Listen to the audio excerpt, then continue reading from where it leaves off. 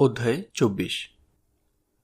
৫ দিন পর মহাযাজক অননীয় কয়েকজন যিহুদি নেতা এবং তর্তুল্য নামে একজন উকিলকে সঙ্গে নিয়ে এলেন আর রাজ্যপালের কাছে পৌলের বিরুদ্ধে তাদের অভিযোগ জানালেন। তর্তুল্যকে ডাকা হলে সে রাজ্যপাল ফিলিক্সের সামনে পৌলের বিরুদ্ধে এই বলে অভিযোগ করতে শুরু করল, মহামান্য ফিলিক্স, আপনার কারণে আমরা মহাশান্তিতে জীবনযাপন করছি, আর আপনার দূরদর্শিতার কারণে এই জাতির অনেক উন্নতি হচ্ছে। আমরা সব সময় এবং সমস্ত জায়গায় সম্পূর্ণ কৃতজ্ঞতার সঙ্গে এই বিষয়টা স্বীকার করি, কিন্তু আমি বেশি কথা বলে আপনার সময় নষ্ট করতে চাই না, তাই সংক্ষেপে বলছি, অনুগ্রহ করে আমাদের কথা শুনুন। কারণ আমরা দেখছি এই লোকটা গণ্ডগোলের মূল, পৃথিবীর সমস্ত জায়গার যিহুদিদের বিদ্রোহ করতে উস্কে দিচ্ছে এবং এ নাসরীয় দলের একজন প্রধান নেতা, আর এ এমনকি মন্দিরও অপবিত্র করার চেষ্টা করেছে, তাই আমরা একে ধরেছি। আপনি নিজেই একে জেরা করুন, তাহলে জানতে পারবেন এর বিরুদ্ধে আমরা যে সমস্ত দোষারোপ করছি সেগুলো সত্য। এতে যিহুদিরাও তার সঙ্গে মিলে পৌলকে দোষারোপ করল, জোর দিয়ে বলতে লাগল যে এই সমস্ত কথা সত্য। রাজ্যপাল যখন পৌলকে কথা বলার জন্য ইঙ্গিত করলেন, তখন তিনি বললেন, আমি জানি আপনি অনেক বছর ধরে এই জাতির উপর বিচারক হিসেবে কাজ করছেন, আর এই কারণে আমি আপনার সামনে আত্মপক্ষ সমর্থন করার জন্য কথা বলতে পেরে আনন্দিত। আপনি নিজে যাচাই করলেও জানতে পারবেন, এখনও 12 দিনের বেশি হয়নি আমি উপাসনা করার জন্য জেরুসালেমে গিয়েছিলাম, আর তারা আমাকে মন্দিরে কারোর সঙ্গে তর্ক বিতর্ক করতে কিংবা সমাজগৃহে অথবা নগরের কোনো জায়গাতে জনতাকে উত্তেজিত করে তুলতেও দেখেনি।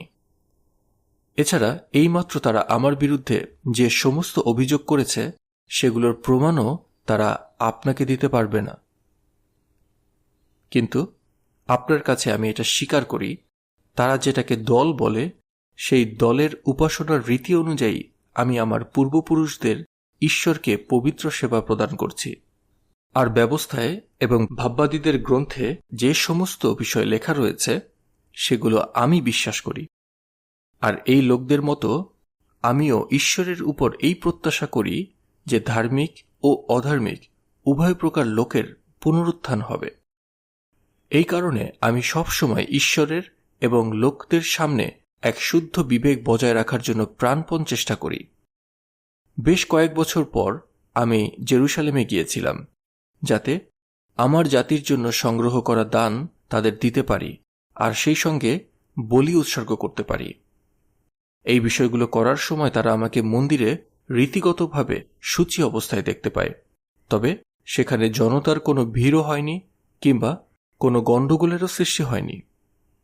কিন্তু এশিয়া প্রদেশের কয়েকজন যিহুদি সেখানে ছিল, আর আমার বিরুদ্ধে তাদের যদি সত্যি কোনো কথা থাকে তাহলে তাদের আপনার সামনে এসে আমাকে দোষারোপ করা উচিত ছিল, কিংবা এখানে উপস্থিত লোকেরাই বলুক আমি যখন মহাসভার সামনে দাঁড়িয়েছিলাম তখন তারা আমার মধ্যে কোন দোষ খুঁজে পেয়েছে। তারা কেবল একটা বিষয়ই আমার বিরুদ্ধে দোষারোপ করতে পারে, যে আমি তাদের মাঝে দাঁড়িয়ে চিৎকার করে বলেছিলাম, মৃতদের পুনরুত্থানে আমি বিশ্বাস করি বলে আজ আপনাদের সামনে আমার বিচার করা হচ্ছে।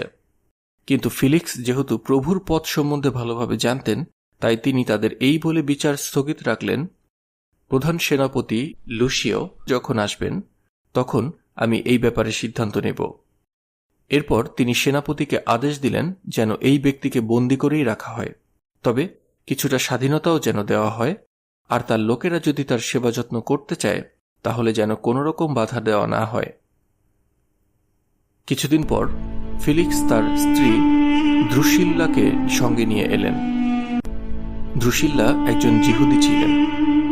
ফিলিক্স পৌলকে ডেকে পাঠালেন এবং খ্রিস্ট যিশুর উপর বিশ্বাস করার অর্থ কি তা পৌলের কাছ থেকে শুনলেন, কিন্তু পৌল যখন যা সঠিক সেই সম্বন্ধে এবং আত্মসংযম ও আসন্ন বিচার সম্বন্ধে বললেন, তখন ফিলিক্স ভয় পেয়ে গেলেন এবং বললেন, তুমি এখনকার মতো যাও, সুযোগ হলে আবারও আমি তোমাকে ডেকে পাঠাব। তিনি এও আশা করেছিলেন পৌল তাকে ঘুষ দেবেন, এই কারণে তিনি বারবার পৌলকে ডেকে পাঠাতেন এবং তার সঙ্গে কথা বলতেন।